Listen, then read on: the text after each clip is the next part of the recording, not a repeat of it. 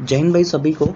देखो आज की वीडियो में हम ना मोस्ट अवेटेड जो आपकी भर्ती है, जिसका इस टाइम पे बहुत ज़्यादा मात्रा में जो बच्चे हैं वो वेट कर रहे हैं, डेट इज़ द आपका आरपीएफ कांस्टेबल एंड एसआई की भर्ती, जो कि आपकी 2023 में आने वाली है। उसकी बात करने वाले हैं कि इसके फॉर्म कब से आपके स्टार्ट हो रहे हैं, ठीक है, क्वालिफिकेशन क्या मांगी जाती है, इसमें एज लिमिट क्या होती है, एग्जाम का सिलेबस क्या रहता है, मतलब जितना सारा का इनका जो आपका जो प्रोसेस रहता है इनका सिलेक्शन का, वो सारा हम डिस्कस करेंगे।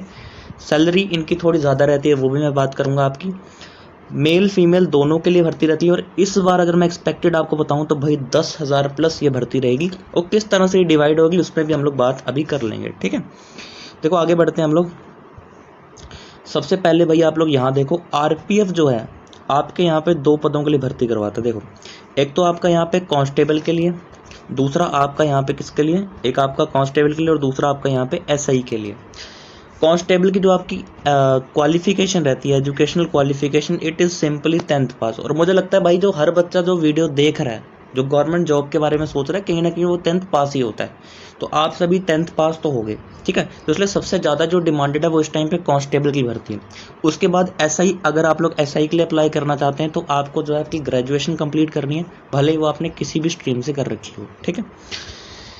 यहाँ पर देखो, अगर मैं आपको वैकेंसीज का बताऊं, मोटा मोटा आंकड़ा मैं बता दूंगी भाई वैकेंसीज आपकी कितनी आने वाली एक्सपेक्टेड, तो नियरली, इसका मतलब होता है नियरली, तो नियरली 8,000 के अराउंड वैकेंसीज आपकी कांस्टेबल में रहने वाली है, और 3,000 के अराउंड वैकेंसीज आपकी यहाँ पे एसआई में रहने वाली है। देखो ये भर्ती बहुत देर बाद आ रही है।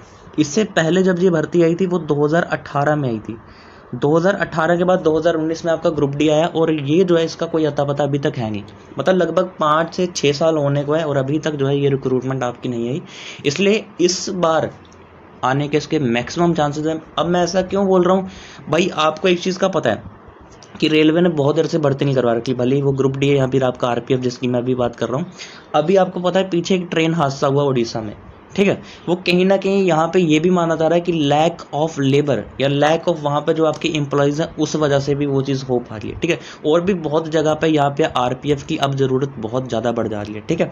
तो इस तरीके से भर्ती आने वाली, ये भर्ती जो है ना, मैं आपको बता दूँ आरपीएफ की, ये इतनी ज़्यादा क्रेज़ रहता है। देखो आप ऊपर नॉर्थ में आ जाओ, जैसे आपका जम्मू कश्मीर वगैरह, या फिर आप साउथ में चले जाओ, इन लोगों को थोड़ा क्रेज़ कम है इसका। लेकिन आप यहाँ पे आ जाओ, जो हिंदी भाषी आपके जितने भी क्षेत्र हैं, it is Madhya Pradesh, UP, Bihar, Rajasthan, Haryana, इन लोगों में इसको लेकर बहुत ज़्यादा क्रेज़ रहता है, ठीक है। तो ये बहुत ज़्यादा क्रेज़ वाली भर्ती आपकी रहती है। इसको एक इसका जो है रीज़न मैं बता दूँ, वो इसकी सैलरी भी है, ठीक है। दूसरा ये सेंटर की भर्ती है, तो जितने भी सेंटर के अलाउंसेस या डीए वगैरह सब इसमें जो है प्रॉपर तरीके से मिलता है।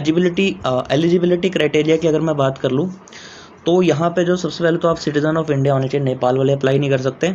उसके बाद यहाँ पे आपको देख लो, अगर यहाँ पे एज का मैं आपको बता दूँ तो भाई एज यहाँ पे आपकी मिनिमम 18 और मैक्सिमम आपकी यहाँ पे 25 साल की एज होनी चाहिए। 18 से लेकर 25 वाले इसमें अप्लाई कर सकते हैं।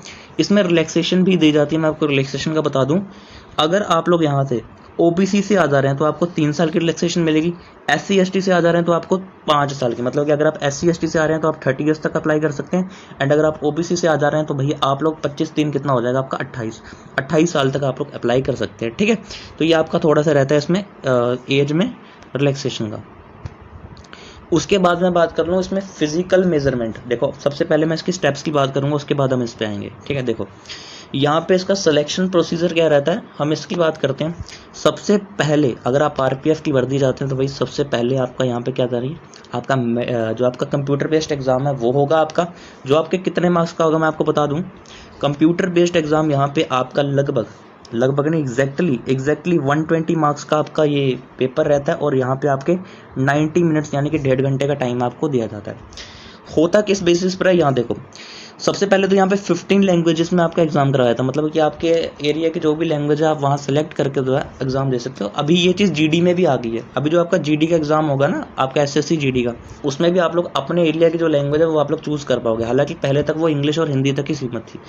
अब देखो इसमें आप हिंदी भर सकते हो, English, Urdu, Tamil, Telugu, Konkani, Malayalam, Kannada, Marathi, Gujarati, Bengali, Oriya, Assamese, Manipurian, Punjabi, these all the languages you can choose, ठीक है। आप किसी भी क्षेत्र से आ रहे हो तो आप किसी भी लैंग्वेज में एग्जाम दे सकते हैं। एग्जाम जो आपका होगा यहाँ पे कितने मार्क्स का होने वाला, मैंने आपको बताया 120 मार्क्स का। डिवाइड किस तरीके से होगा वो मैं आपको दिखा देता हूँ यहाँ पे। देखो 50 मार्क्स की आपकी यहाँ पे क्या आने वाली, जनरल अवेयरनेस। जनरल अवेयरनेस मतलब आपका स्टैटिक का पोर्शन, आपका हिस्ट्री, ज्योग्राफी, पॉलिटी, इकोनॉमिक्स, आपका साइंस का पोर्शन एंड आपका करंट का पोर्शन। अर्थमेटिक, देखो ये अर्थमेटिक लिखते हैं, मतलब यहाँ पे आपका एडवांस मैथ नहीं आने वाला है, ठीक है। तो अर्थमेटिक आपका यहाँ पे 35 मार्क्स का आएगा। जनरल इंटेलिजेंस एंड जो आपकी रीजनिंग है वो आपकी कितने की आएगी, 35 मार्क्स की। टोटल जो आपका एग्जाम यहाँ पे हो जाने वाला है वो 120 मार्क्स का आपका यहाँ पे एग्जाम होगा, जिसके लिए आपको 90 मिनट्स का टाइम मिलेगा एज वी डिस्कस्ड अर्लियर, ठीक है। तो ये चीज़ मैंने आपको दिखा दी। प्लस यहाँ पे आप एक चीज़ और भी देख लीजिए ज़रा, यहाँ पे आपकी 1/3 की नेगेटिव मार्किंग भी होती है, ठीक है। यानी कि आपका अगर आप यहाँ पे 3 क्वेश्चन गलत कर देते हैं तो आपका यहाँ पे 1 मार्क्स जो है कट जाता है उनमें से जो आपने सही कर रखे हैं, ठीक है। आगे बढ़ते हैं भाई। यहाँ पे 3 तरह के फेस मैं आपको दिखा रहा था कि इसके 3 फेसेस होते हैं। यहाँ देखो, सबसे पहला फेज आपका कंप्यूटर बेस्ड एग्जाम, जो मैंने आपको बता दिया 120 नंबर का आपका एग्जाम होगा, 1/3 की आपकी नेगेटिव मार्किंग होगी, 90 मिनट का आपका टाइम होगा। उसके बाद आपका यहाँ पे पीटी और पीएमटी मतलब आपकी रनिंग और आपका फिजिकल मेजरमेंट टेस्ट। रनिंग भाई, इसकी जो रनिंग है ना वो थोड़ी सी, यहाँ फिजिकल पूरा ही मैं कंप्लीटली आपको कह दूं तो ये टफेस्ट फिजिकल में से एक माना जाता है। आपको पता है कि इंडिया का सब टफेस्ट फिजिकल जो है वो आर्मी का माना जाता है, तो आर्मी के इक्विवेलेंट ही फिजिकल इनका भी होता है। अब देखो जरा, ये कांस्टेबल की बात कर रहा हूँ, ठीक है। मैं एसआई का मैं आपको यहाँ पे दिखा दूंगा अभी। कांस्टेबल अगर आप लोग जाना चाह रहे हो तो भैया आपको 1600 मीटर की आपको रनिंग करनी है। 1600 मीटर मतलब 400 मीटर के ग्राउंड पे आपको 4 चक्कर लगाने हैं। कितना टाइम है, 5 मिनट और 45 सेकंड में। बिल्कुल आर्मी की तरह ही है भाई ये। फीमेल की बात कर लूँ तो आपको यहाँ पे 3 मिनट और 40 सेकंड में आपको 800 मीटर की रनिंग करनी रहती है। लॉन्ग जंप भाई, बहुत ज़्यादा लॉन्ग जंप है। यहाँ पे देख लो आप लोग, 14 फीट का लॉन्ग जंप यहाँ पे मेल में होगा और 3 फीट का लॉन्ग जंप। लॉन्ग जंप मतलब यहाँ से यहाँ तक जंप करना, ये 14 फीट का डिस्टेंस होगा, ठीक है। हाई जंप की बात करूँ तो 4 फीट, ये भी काफ़ी ज़्यादा है। जनरली 3.5 होते हैं। अगर आप लोग दिल्ली पुलिस की बात कर लें तो वो 3.25 के राउंड वो लेते हैं। फीमेल में आपके 3 फीट का यहाँ पे क्या है, आपका हाई जंप है, ठीक है। तो ये चीज़ मैंने आपको बता दी। एक चीज़ मैं आपको और दिखा दूँ, देखो फिजिकल ये जो आपकी रनिंग है, रनिंग में तो आपको एक ही चांस मिलेगा, लेकिन आपके लॉन्ग जंप और हाई जंप में आपको 2 चांस दिए जाएंगे। यानी कि अगर आप लोग पहली बार में जंप नहीं कर पाते हो तो आप दूसरी बार में अगर कर लेते हो तो आपको क्वालिफाइड करा जाएगा, अदरवाइज आप लोग फिजिकली डिसक्वालीफाइड हो जाएगा, भले ही 120 में 120 मार रखा हो, कोई फायदा नहीं, ठीक है उसका। तो ये चीज़ थी। आगे बढ़ते हैं भाई। आगे हमारे पास यहाँ पे क्या आ जा रहा है, तो फिजिकल का आपका हो गया। इसके बाद जो आपका होगा लास्ट में आपका यहाँ पे मेडिकल एग्जामिनेशन या फिर आपका यहाँ पे क्या होगा, डॉक्यूमेंट वेरिफिकेशन होगा, ठीक है। तो ये लास्ट स्टेज तक होकर अगर आप गुजर जाते हो तो भाई आपका यहाँ पे क्या हो जाएगा, सिलेक्शन हो जाएगा। अब ये सारी चीज़ होगी किस बेसिस पर, मैं आपको सारी चीज़ें बता दूँ ये किस बेसिस पर होगी। ये सारी की सारी चीज़ होगी जो आपका सीबीटी एग्जाम होगा, कंप्यूटर बेस्ड एग्जाम जो आपका होगा, उसी के बेसिस पर आप 120 में से मैक्सिमम टू मैक्सिमम कितना स्कोर कर लेते हो वही डिसाइड करेगा कि आरपीएफ की वर्दी आपको मिलनी है कि नहीं मिलनी। फिजिकल जो इसका रहता है, फिजिकल का कोई भी मार्क्स आपको नहीं मिलेगा।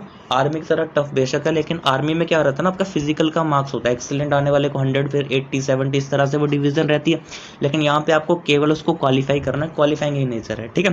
तो मैं ये बोलना चाहूँगा भाई ये भर्ती बहुत जल्दी आने वाली है। मेरे एक्सपेक्टेड कब तक आएगी, देखो जून तक हर कोई बता रहा था कि ये आ जाएगी, मैं कब तक आपको बता रहा हूँ, तो भाई जुलाई से अगस्त इनके बीच में आपकी भर्ती डेफिनेटली आपको देखने को मिलने वाली है, ठीक है। और टाइम कितना मिलेगा आपको एग्जाम के लिए प्रिपेयर करने के लिए, तो देखो आपको यहाँ पे कम से कम अगर मान लो जुलाई में आपके फॉर्म स्टार्ट होते हैं तो अगस्त तक आपके फॉर्म चलेंगे, ठीक है। उसके बाद आगे आपको 2 मंथ का टाइम प्रेपरेशन का मिलेगा, यानी कि 3 मंथ का टाइम आपको यहाँ पे एग्जाम के लिए मिलने वाला है। तो मेरे हिसाब से आपको अभी से अपनी तैयारी स्टार्ट कर देनी चाहिए, वेदर इट इज़ आपका एग्जाम हो या फिर आपका क्या होता है आपका फिजिकल टेस्ट हो, क्योंकि फिजिकल भाई यहाँ पे बहुत बड़ा रोल प्ले करेगा, ठीक है। तो उम्मीद करते हैं कि आपको हर चीज़ समझ आ गई होगी। इसके बाद भी अगर आपका कोई डाउट रहता है, comment section is always available, ठीक है। आप लोग वहाँ के मेरे से पूछ सकते हो। प्लस जीडी वाले बच्चे जिनका कोई डाउट है तो भाई आप लोग भी कमेंट सेक्शन में कमेंट कर सकते हो। मिलते हैं नेक्स्ट वीडियो में, तब तक के लिए आप सभी को जय हिंद।